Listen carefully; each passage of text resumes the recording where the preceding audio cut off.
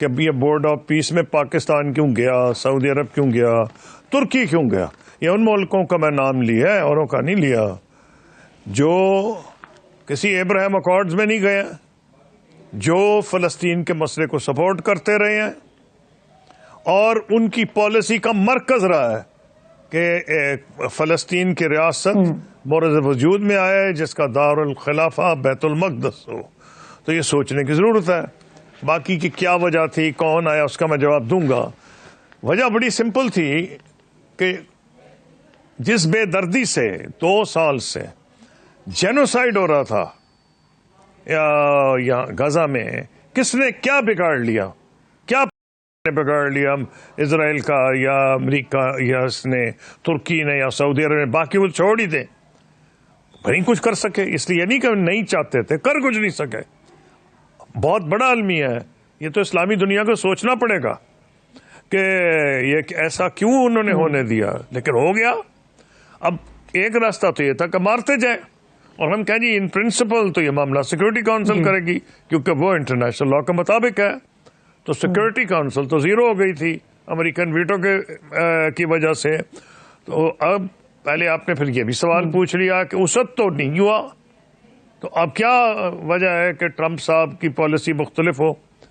اس کی وجہ یہ ہے اسد ٹرمپ صاحب سینٹرل فگر نہیں تھے، وہ 15 میں سے ایک تھے سیکورٹی کونسل کے ممبران میں، یا 5 میں سے ایک تھے.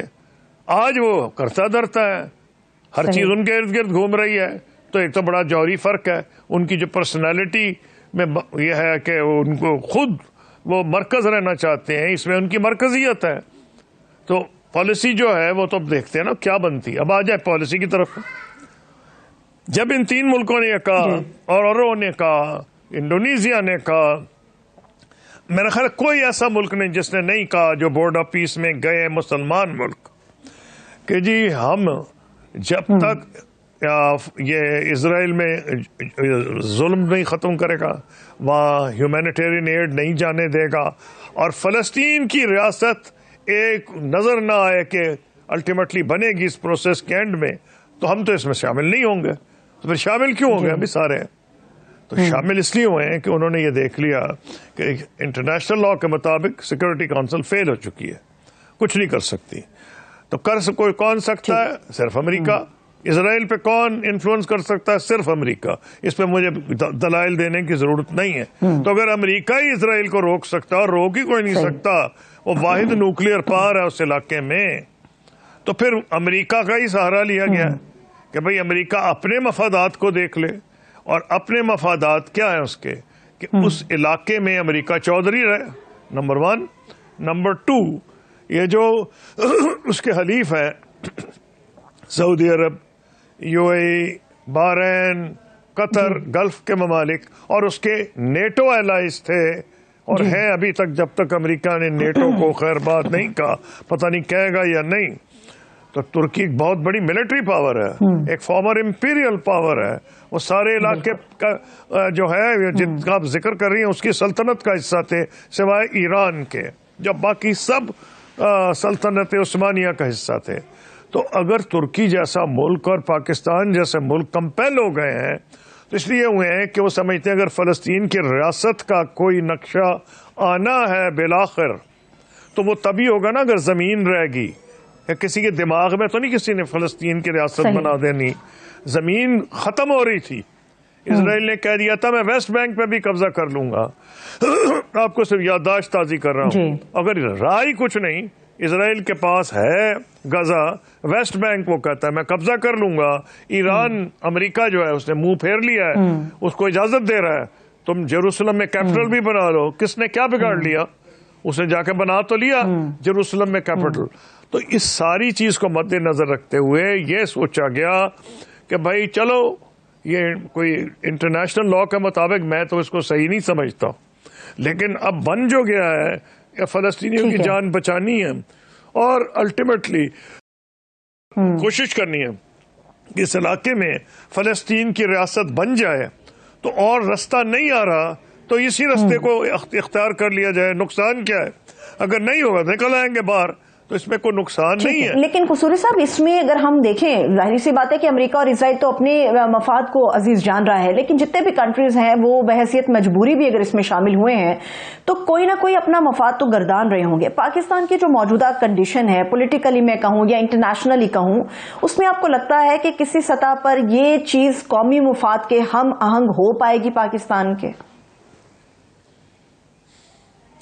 ہاں جی، ہندوستان جو ہے ان کی لیڈر برملا کہہ رہے ہیں کہ آپریشن سندور ختم نہیں ہوا، اور جس قسم کے بیانات ان کا ڈیفنس منسٹر اور دیگر منسٹرز دیے جا رہے ہیں، وہ بڑا بے وقوف پاکستانی ہوگا جو یہ سمجھے کہ مودی صاحب جو ہیں وہ بڑے نرم گوشہ اختیار کر لیا ہے پاکستان کی طرف. تو ایک تو بالکل یہ ہوگا کہ جتنی دور امریکہ سے انڈیا کو کر دیا جائے وہ پاکستان کے مفاد میں ہے، اور جتنا پاکستان آرمی کی وائس وہاں واشنگٹن میں بڑھ جائے. آج سے کئی سال پہلے پروفیسر اسٹیفن کون نے ایک کتاب لکھی تھی، اس میں انہوں نے کہا تھا 10 guiding principles of Pakistan army. ان میں سے ایک یہ تھا کہ کوئی دور ہو، اچھے حالات ہوں برے ہوں، ہم پہ سینکشنز لگی ہوں سینکشن نہ لگی ہوں، ہم ایلائز ہوں، ہم موسٹ اینشنٹ ایلائی ہوں، ہم موسٹ ایلائڈ ایلائی ہوں، ہمیں وائس واشنگٹن میں اتنی ضرور رکھنی ہے کہ انڈیا کی پالیسیز کا ہم مقابلہ کر سکیں. ٹو ہیو اے سے ان واشنگٹن. یہ پرانی پالیسی رہی ہے پاکستان کی کہ انڈیا کو واشنگٹن میں کمپلیٹ دسترس نہیں ہونی چاہیے. حالانکہ کئی پچھلے 20 سال سے مختلف انتظامیہ جو آئی ہیں وہاں، وہ چین کی نفرت میں اتنے اندھے ہوئے تھے کہ وہ ہندوستان کو سمجھتے تھے ان کا ایلائی بن جائے، کیونکہ ایشیا میں وہی طاقت وہ سمجھتے تھے ہے جس کا ماشاءاللہ مودی صاحب نے پاکستان پہ حملہ کر کے بھانڈا ہی پھوڑ دیا ہے.